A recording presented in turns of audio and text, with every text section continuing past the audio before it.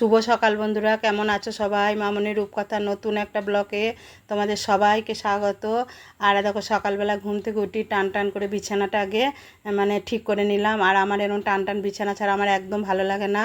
আর তার আগে আমি এক্সারসাইজটা করে নিয়েছি, কারণ সকালবেলা উঠে এক্সারসাইজটাই আগে করি। তবে আজকে আমি ছাদে গিয়েছিলাম। আগে আগে ছাদে গিয়ে গোপুসোনাদের ঘুম থেকে তুলে জল বিস্কুট দিয়ে ফুল তুলে একটা ধূপ ধরিয়ে তারপরে আমি নিচে এসে এক্সারসাইজ করলাম। এক্সারসাইজ করে তারপরে বিছানাটা একদম তুলে টান টান করে সব বিছানা চাদর গুছিয়ে পেরে তারপরে দেখো বেসিনটাকে ভালো করে ধুয়ে দিলাম। যদিও এই বেসিনটায় মুখ হাত ধুই না, তবুও ধরো পড়ে থাকলে তো একটা ধুলো পড়ে, সেই জন্য বেসিনটাকে একটু ভালো করে প্রতিদিন ধুয়ে দিয়ে তারপরে পরিষ্কার থাকে। তাহলে চলো, বিছানাটা আমার তোলা হয়ে গেল। তাহলে আবার পরের ঘরে পরের ঘরটা গিয়ে সেটাও বিছানাটা তুলে নিলাম। পরের ঘরটা বলতে আমার বেডরুম। এখন তো আমি আমার বেডরুমে শুই না, এখন এই রুমটায় শুই, যেহেতু এসিটা চলে। কিভাবে এসিটা চলে সেটাও তোমাদের সেদিন দেখিয়েছি।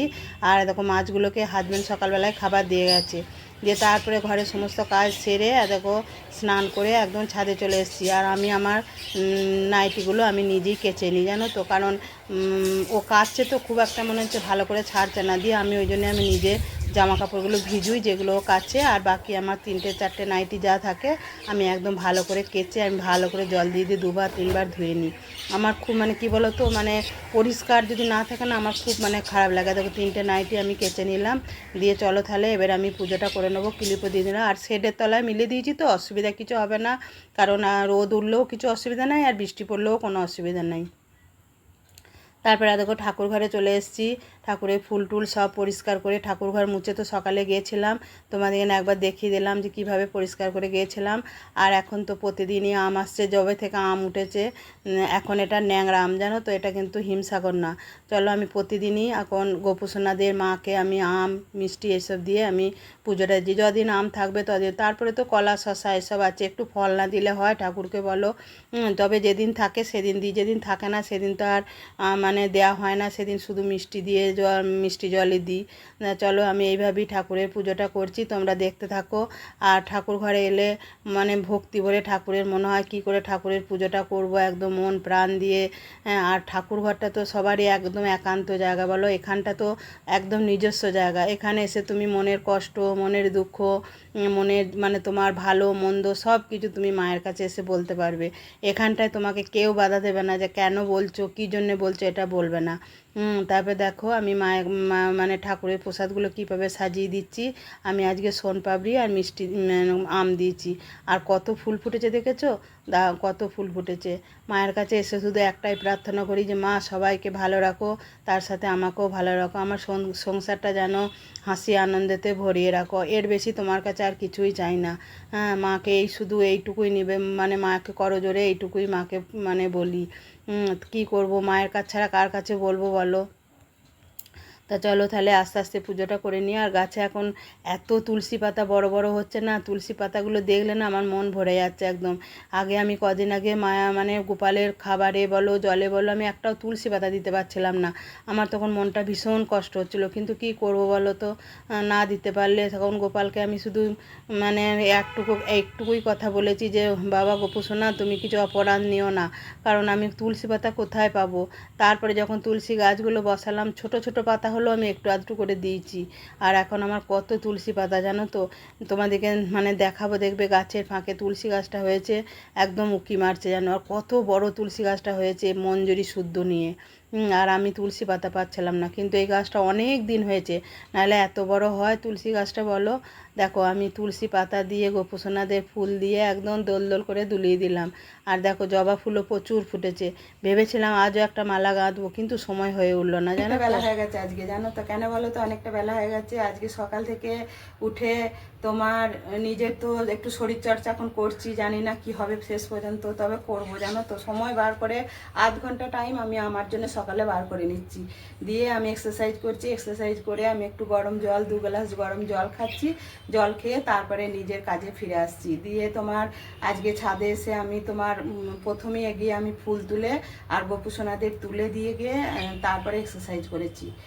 গোপুসোনাদের তুলে দিয়েছি, জল বিস্কুট দিয়েছি, দিয়ে তোমার একটু ধূপ ধরিয়ে দিয়ে তারপরে তোমার ফুলগুলো সব তুলে নিলাম, কেন বেলা হয়ে গেলে না গাছে ফুল তুলতে ভীষণ কষ্ট হয়, ভীষণ কষ্ট হয় জানো তো। দিয়ে তোমার কি করব, দিয়ে ওই জন্য আমি দেখলাম এক্সারসাইজটা করতে তো আমার একটু দেরি হবে, দিয়ে করলাম। হাজবেন্ড তো মনেও করতে যায়নি, একটু বাজার গেলো। ওর তো দৈনিক এখন বাজার যাওয়া, মানে ফ্রিজটা যখন চলে এসছে ওর দৈনিক এখন বাজারের মানে বেড়ে গেছে। যাই হোক, ও যেটা নিয়ে থাকতে ভালোবাসে, আমি ওকে কিছু বাধা দিই না, কারণ সবারই নিজস্ব একটা জগৎ আছে বলো। আমার যেমন নিজস্ব একটা জগৎ আছে, ওরও তো আছে। এতদিন তো মানে তাড়াহুড়ো করে খেয়ে অফিস করে সন্তানদের দায়িত্ব পালন করে, স্ত্রীর দায়িত্ব পালন করে এখন কি বলবো মানে হাঁপিয়ে উঠেছে। এখনও কি পালন করে না, করে, তবে অনেকটা কম। এখন তো অফিসের দায়িত্বটা নেই, এখন সংসারের দায়িত্ব বলতে এখন তো ভাগ করে নিয়েছি ওতে আমাদের সংসারের দায়িত্বটা, কারণ সন্তানদের বিয়ে হয়ে গেছে, তাদেরও যে দায়ভারটা তাদের স্বামীরা কিছুটা নিয়েছে। আবার আমার সন্তান বিয়ে হয়ে গেছে বলে তো আমি ঝেড়ে ফেলে দিতে পারি না, তারা তো আমার সন্তান, তাদেরও আমি মানে যতটুকু পারি আমার দ্বারা যতটুকু হয় ততটুকুই আমি মানে করার চেষ্টা করি। যাই হোক, আর তোমার দিয়ে তোমার আমি আজকে লাড্ডুকে স্নান করিয়েছি। লাড্ডুর চুলগুলো লোমগুলো একদম কেটে একদম ছোট্ট ছোট্ট করে একদম শিয়াল করে দিয়েছি লাড্ডুকে। দিয়ে চুলগুলো কাটতে এত সময় লাগলো, লোমগুলো কাটতে প্রায় 2 ঘন্টা সময় লেগেছে লাড্ডুকে স্নান করাতে জানো তো। 7টা থেকে 8টা 9টা পর্যন্ত আমি লাড্ডুকে স্নান করিয়ে চুল মানে ওগুলো লোমগুলো কেটে স্নান করিয়ে সেগুলো শুকিয়ে আঁচড়ে তারপরে আমি নিচে গেছি। দিয়ে নিচে গিয়ে দেখলাম হাজবেন্ড চলে এসছে, আর তুই তো মনেও করতে যায়নি, বাজার গিয়েছিল, চলে এসছে। তার মধ্যে সুনিতাও এখন প্রতিদিন সকালে কাজে আসছে জানো তো। দিয়ে সুনিতা কাজে চলে এসছে, সুনিতা কাজ করে দিয়ে চলে গেল। আর আজকে আমি আমার নাইটিগুলো সব আসতে যখনই কিছু কথা বলবো না ও তখনই আওয়াজ করবে। যাই হোক, ওইখানটা আমি কেটে বাদ দিয়ে দেবো, কী বলেছে আমি জানি না। দিয়ে তোমার আমার নাইটিগুলো না সব আমি আজকে কাচলাম, কারণ ওরা না ভালো যতই মানে সার্ফ এক্সেল ইজি দিয়ে কাচি জানো তো, সার্ফ এক্সেল ইজি যেটা তাও ছাড়াতে পারে না। এবারে আমাদের তো সেরকম কিছু কাজ করি না, গ্রামের মানুষ তো নই। কিন্তু গ্রামের মানুষরা ধরো কাদা ধুলো বালি ঘাটে, তো ওই জন্য আজকে আমি সব নামা নাইটিগুলো আমি কেচে একদম ভালো করে, তুই যেহেতু লাড্ডু খাবার স্নান করেছি একটা দুটো লোমও গায়ে লেগেছিলো, যে ভালো করে ধুয়ে আমি মিলে দিলাম। কী করবো বলো তো, আমি না নোংরা নোংরা একদম দেখতে পারি না। দিয়ে তোমরা আমাকে দেখিয়ে বুঝতে পারবে যে আমি কতটা পরিষ্কার। দিয়ে তারপরগুলো মিলে দিয়ে মায়ের পুজো করে, মায়ের কাছে পুজো টুজো করে আর মন ভরে ঘর পরিষ্কার, ঠাকুর ঘর একদম নোংরা নেই, পুজো করে এবারে নিচে যাবো। আর আমার মানে ছানাটা এখানে বসে আছে জানো তো, আমার ছানাটা ঠিক এখানে বসে আছে। মানে কি বলবো বলো, সন্তানটা তো আপন হতে পারে, তার থেকেও যেন বেশি আপন ও। বললে এখনই সন্তানদের রাগ হবে। ও আমাকে ছাড়া 1 সেকেন্ড, এখানে গরম দেখো, ফ্যান চালাইনি, কথা বলছি, নিচে ফ্যান চলছে, ঘর এসি ঘর ঠান্ডা আছে, তবু সেখানে বসে থাকবে না। আমি যেখানে রান্নাঘরে রান্না করবো পায়ের তলাটা দাঁড়িয়ে বসে থাকবে। তাহলে ওর মায়াকে আমি ভুলতে পারি? আগের আমার জিমু ছিল, জিমুও তাই আমার জানো তো। জিমু 14 বছর হয়ে জিমু মানে চলে গেছে আমাকে ছেড়ে, 14.5 বছর, 14 বছর 6 মাস। জিমু ওরকম, আমি শুয়ে থাকতাম হাতটা চাটতো, যদি খাটের ধারে আমার হাতটা পড়ে যেত চাটতো।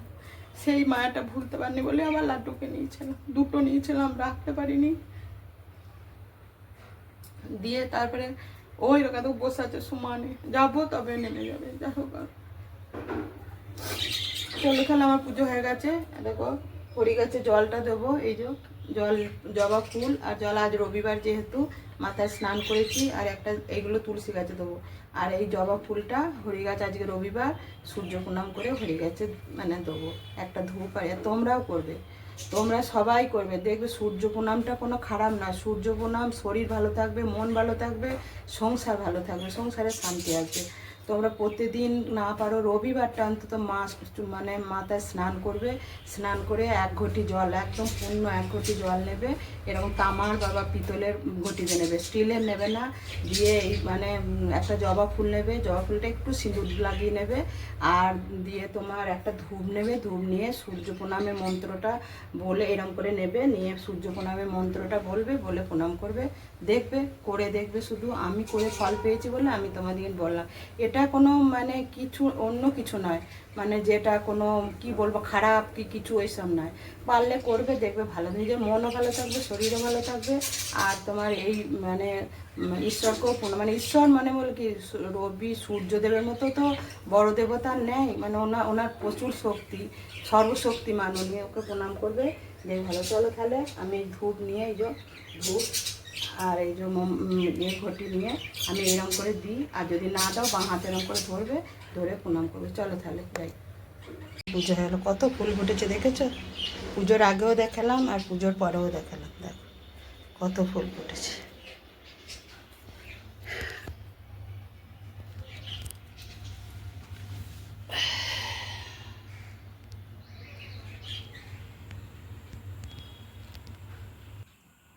তারপরে দেখো পুজো টুজো করে নিচে চলে এলাম।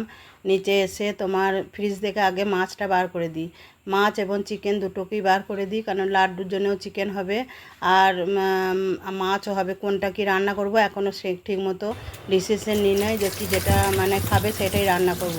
হ্যাঁ, কারণ সব বরফ হয়ে আছে, দেখো সকালবেলা বার করতে গিয়ে ভুলে গিয়েছিলাম, যে এখন বার করে দিলাম, একটু পরেই ঠিক মানে ইয়ে হয়ে যাবে, জল দিয়ে রেখে দিচ্ছি। আর তোমার ফ্রিজে রাখলে তো যেন কীরকম বরফের মতো হয়ে গেছে, দেখেছো চিকেনটাও কীরকম বরফের মতো হয়ে গেছে। এগুলো সব বার করে তোমার মানে একটু জল দিয়ে রেখে দেবো, রেখে দিয়ে তারপরে তোমার যখন এগুলো ছাড়বে তখন সেটা যা করব। তারপরে তোমার এখনও টিফিনও খাওয়া হয়নি। চলো পুজো করে চলে এলাম, পুজো করে চলে এসে তোমার মাছ আর চিকেনটা বার করে রাখলাম। কি রান্না এখনও বলতে পারছি না, যেটা রান্না করব অবশ্যই তোমাদের দেখাবো। আর তোমার হাজব্যান্ড আমড়া নিয়ে এসে দুরকম, মানে দেখাচ্ছি তোমাদেরকে, বিলিতি আমড়া আর এমনি দেশি আমড়া। ডাঁটা নিয়েছে, কুমড়ো নিয়ে এসছে, লেবু, শসা, ক্যাপসিকাম, ভেন্ডি, গাজর, এসব নিয়ে এসে সবজি এগুলো নিয়ে এসছে। ওগুলো এখনো ধোয়া হয়নি, খালি তোমার ইয়েটা ধুয়ে রেখেছি আর আমড়াগুলো। তবে আজকে একটু আমড়া চাটনি করব। হ্যাঁ, আমি আমড়া চাটনিটা কীভাবে করি সেটা তোমাদের আজকে গোটাটাই দেখাবো। আচ্ছা, আর আমি চলো, হাজব্যান্ড কালকে রাত্রেবেলা ছোলার ডাল আর রুটি করে রেখেছিলাম, সেইটা হাজব্যান্ড আমি রেখে সব জোগাড় করে গরম করে রেখে দিয়ে গেছিলাম, হাজব্যান্ড খেয়ে নিয়েছে। বড় মেয়ে আর রাই এখনও ঘুমতে ঘটে নাই, এখন বাজছে তোমার 11:05। বড় মেয়ের এমনি শরীরটা খারাপ, ওর আর রাই তো স্কুলে ছুটি আছে, ওর মায়ের সঙ্গে আমরা সে ঘুমাচ্ছে, আমি যে ঘুমাক, আমি আজকে উঠাবো না, ওরা যখন খুশি উঠবে। হ্যাঁ, এটাই তো হচ্ছে মায়ের কাছে মেয়েদের মানে থাকার একটা মানে কি বলবো, এটাই সহায়তা, আর কিছু নয়। শ্বশুরবাড়ি হলে কি এত বেলা পর্যন্ত ঘুমোতে পারবে? হ্যাঁ, কখন শাশুড়ি দরজায় কড়া নড়িয়ে দেবে, ওরে ওট ওট করে আগে উঠিয়ে দেবে, তাতে সকাল 5টা বাজছে না ভোর, না সকাল 6টা বাজছে দেখবে না। যাই হোক, প্রত্যেক শাশুড়ি এরকম, আমি হয়তো আমার ছেলে থাকলেও আমি এরকম শাশুড়ি হয়ে যেতাম, কিন্তু এটা তো আমার মেয়ে, ওই জন্য আমি সেই মা, তো শাশুড়ি তো নই এখন। ঠিক আছে, চলো অত কথা বলার দরকার নাই। আর এই মাত্র ঘোষ দুধ দিয়ে গেল, দুধে একটা লোম পড়েছে, দুধ দিয়ে গেলো, দুধটা গরম করতে দিয়েছি। আজকে লাড্ডুকে চান করেছি তো প্রচুর লোম উঠবে, আজকে কী করে ঘরে থাকবো কে জানে, ফ্যান চালানো যাচ্ছে না। আর আমি কি খাবো জানো তো, আজকে আমি আম আর দুধ দিয়ে মুড়ি খাবো। আমি দেখাচ্ছি আমি কী করে খাচ্ছি। আমটা কেটেছি, পুজোয় দিয়েছিলাম ঠাকুরকে, ওইটা নেবো, দিয়ে আমি দুধ নেবো। কালকে বাসি দুধ আছে, আমি এই টাটকা দুধ আমার খেতে ভালো লাগে না, কারণ দুধ দুধ পরা গন্ধ লাগে। বাসি দুধটা বেশ মানে অনেকক্ষণ ফুটে তারপর ফ্রিজে থাকে তো, ওই দুধটা খেতে ভালো লাগে। তাহলে আমি চলো আমি কীভাবে জোগাড়টা করছি তোমাদের দেখাই। আর আম আর কী বলবো দুধ আর একটু চিনি নেবো, দিয়ে খাবো। তোমরা কে কেরম খেতে ভালোবাসো অবশ্যই কমেন্ট করে বলবো। আমি কিন্তু ভীষণ খেতে ভালোবাসি। আমি যখন ছোট ছিলাম না, মানে ছোট বলতে কি যখন আমি বাপের বাড়িতে ছিলাম, মানে বড় বলতে কি যখন ক্লাস 9-10-এ পড়ি তখন আর খেতাম না, গু ঘেন্না লাগতো, মানে দুধ খেয়ে খেয়ে এমন হয়ে গেছিলো। কিন্তু যখন ছোট ছিলাম, হয়তো ওই 10 বছর 11 বছর বয়স পর্যন্ত, ছোট থেকে যখন থেকে আমি মানে জ্ঞান হয়েছে, আমি খুব ওই আম দিয়ে দুধ দিয়ে মুড়ি খেতে ভীষণ ভালোবাসি। তারপরে দুধ দিয়ে ভাত খেতে এখনও ভালোবাসি। আমার দুধ দিয়ে ভাত দিলে না আমার আর কিচ্ছু চাই না, আমি মাছ মাংস ডিম কিচ্ছু খাবো না। আমাকে যদি কেউ একটু বেশ মোটা পাড়া দুধ দিতে সরেতে দেয় না, আমার আর কিচ্ছু লাগবে না, আমি ওই দিয়ে ভাত খেয়ে নেবো। ওই মাঝে মাঝে জানো তো, আমার যখন হয়তো কিছু খেতে মন যাচ্ছে না তরি তরকারি, তখন আমি ওই দুধ আর একটু সর পাড়া দুধ নিয়ে আর ভাত নিয়ে দিয়ে আমি খেয়ে নিই। হ্যাঁ, আমার মতো কে কে এরকম খেতে ভালোবাসে অবশ্যই বলবে, আমি খেতে ভীষণ ভালোবাসি। এই দেখো আম মুড়ি নিয়ে চলে এসেছি, সোমটা নিয়েছি, আর দেখো বাসি দুধ বার করেছি, এই দুধটা এরকম মুড়িতে একটু নেবো। দেখেছো, তোমরা কে কে খেতে ভালোবাসো অবশ্যই আমাকে বলবে, আমি তো ভীষণ খেতে ভালোবাসি। এই দেখো সবজি এনেছে বললাম, ভেন্ডি এনেছে, গাজর, তারপরে ডাঁটা, কুমড়ো, লেবু, শসা, ক্যাপসিকাম এইটা এনেছে। তোমাদের বললাম না ধুয়ে রেখেছি। এটা হচ্ছে দেশি আমরা, আর এটা হচ্ছে বিলিতি আমরা। এই এনেছে।